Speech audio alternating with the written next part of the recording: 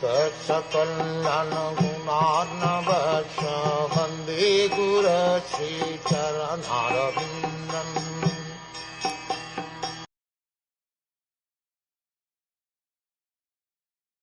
Those who have had their arms cut off will have to work with the arms of Ashvini Kumar, and those whose hands were cut off will have to do their work with the hands of Pusha.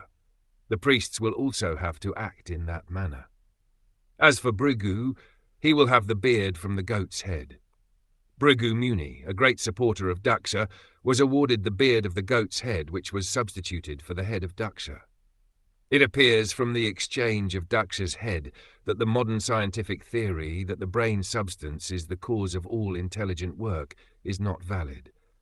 The brain substance of Daksha and that of a goat are different, but Daksha still acted like himself, even though his head was replaced by that of a goat.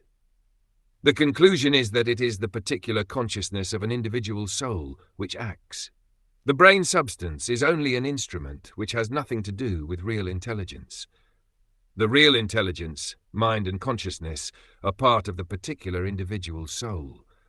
It will be found in the verses ahead that after Daksha's head was replaced by the goat's head, he was as intelligent as he had previously been. He prayed very nicely to satisfy Lord Shiva and Lord Vishnu, which is not possible for a goat to do. Therefore, it is definitely concluded that the brain substance is not the center of intelligence. It is the consciousness of a particular soul that works intelligently. The whole movement of Krishna consciousness is to purify the consciousness. It doesn't matter what kind of brain one has, because if he simply transfers his consciousness from matter to Krishna, his life becomes successful.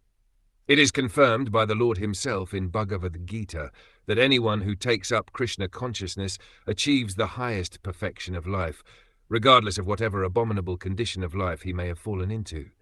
Specifically, anyone in Krishna consciousness goes back to Godhead, back to home, on leaving his present material body.